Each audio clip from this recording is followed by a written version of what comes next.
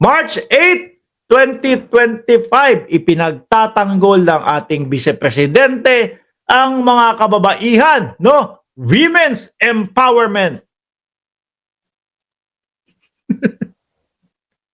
Tapos makikita mo yung ibang mga poster, ibang mga sinasabi ni Vice Presidente. Suportahan po natin si Buloyski. Ay nako, suportahan po natin. Kailangan po ng bayan natin si Buloyski. Ano? Sabi dito ni Inday Sara Duterte, March 8, 2025, gender-based violence, no, remain a persistent barrier to woman empowerment. The fight for women's rights is not just about closing economic and political gap. It is about ensuring that every woman and child is protected. Suportahan po natin si Buloyski, no, sa pagka-senador. Ay, ano na nangyari? Doon sa kaso ni Buloyski, hindi man lang gumitna ang Vice Presidente. Ano?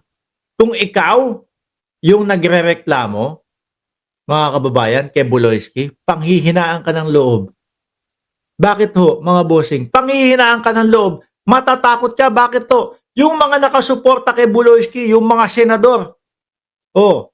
Yung mga nakasuporta kay Buloyski, eto po, Vice Presidente. At hindi po nila itinatago yan, mga kababayan. Kakabahan ka no? Imagine nyo na lang po, mga boss, kung sila pa din yung nakaupo. Kung sila pa din po yung namamayagpag sa pagkapangulo sa pinakamataas na posisyon, ano ang mangyayari doon sa inirereklamo mo? Mukhang wala. Mukhang wala ho, mga bossing. Ano? Di ba kaya nga sinasabi, nabasura nung panahon ni dating Pangulong Duterte. Doon sa mismong home court nila. Ang awkward, ano? Women's empowerment. Tapos biglang malalaman mo, suportahan po natin si Pastor Kibuloy. Kailangan po siya ng ating bayan. No?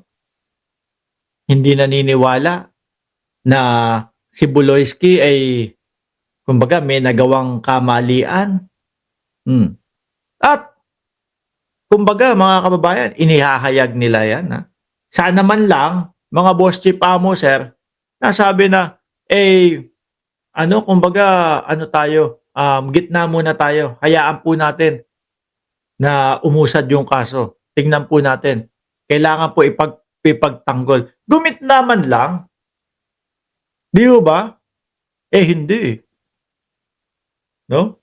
Alam na alam mo na kung ikaw yung nasa kalagayan ng batang babae na nagrereklamo, dehado ko dito Mabuti na lang po, mga bossing, nasa na panahon na po tayo ng isang Pangulong Bongbong Marcos. Di ho ba? Pantay na. Kahit anong yaman mo, Buloyski, kailangan nating litisin. Kailangan nating pag-aralan, no? Kailangan nating imbestigahan kung ano yung mga nangyari. Yung inirereklamo ng bata, kung totoo ba o hindi. Di ho ba, mga kababayan? Kaya mapalad ho tayo. Bakit?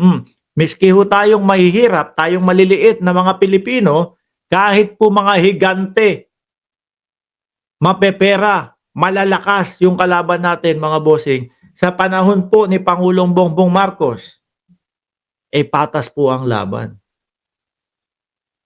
Di ba?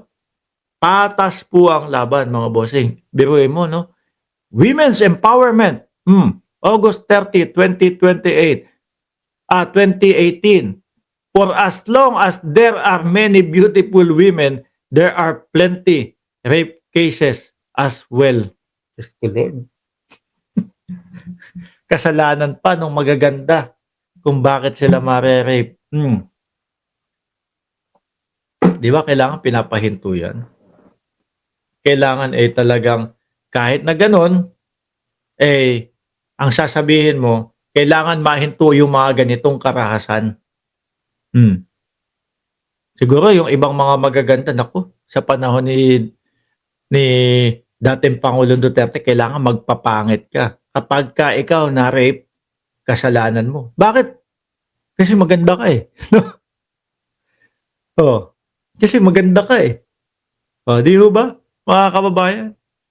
Pero ang talagang dumidiin ho sa'kin dito sa sinasabi ni VP Sara, yung pagsuporta po nila doon kay Buloyski, 'no? Biruin mo, bata, oh, ano pa yung ano pa, yung kwarto may kanya-kanyang butas. Hmm, may kanya-kanyang butas. Kamusta na ho kaya si Buloyski dun sa Oblo? Nakakapag-ano pa, nakakapag-jabol kaya yun? Hindi, siyempre ang daming ano, ang daming kakosa yun. Oh, magulo. Paano? Oh, siksikan kung sakali. Or baka naman hindi. Sabi ng mga kapulisan, kasama din daw ng ibang preso. Walang special ano, treatment. O, di ba? Kailan kaya? Nahihiring na siguro yung kaso nila. O, sabi ni Maria Salvador Duterte. Duterte. Duterte. Ayan ha, pinopromote ko pa si Duterte kahit wala na sa bansa. Isinisigaw ko pa yung, ayan, si Duterte. Duterte. Yan lang. Wala bang ibang medyo magandang comment dyan na magsasabi, hindi ako sumasang-ayon sa mga sinasabi mo. No, nakailang topic na tayo. Ang nakikita ko diyang comment ng mga DDS, bangag ka, Mark Ramos. Bayaran ka, Mark Ramos. Duterte. Yun lang. Wala man lang ano. Hindi ako sang-ayon sa iyo. Kasi totoo. No? Kasi totoo. No, ayan, totoo naman yung sinabi ni Inday Sara Duterte. Oh. Mismong speech niya yan. Women empowerment, pagpapahalaga ng at nung karapatan ng mga babae. Tapos, tulungan po natin si Kibuloy na maging senador. O, saan pa ho kayo? 'Di ba? Bossing, tanong ko lang po, si Sara po ba umalis na din ng bansa po ba? Sensya na, late kasi ako, umalis din ng bansa. Gusto niyong malaman kung ano? O eto na nga, sige na, punta na tayo diyan. O, umalis ng bansa. Sabi dito, mga kababayan, to. Ayan. Pilipinas Today. BP Sara.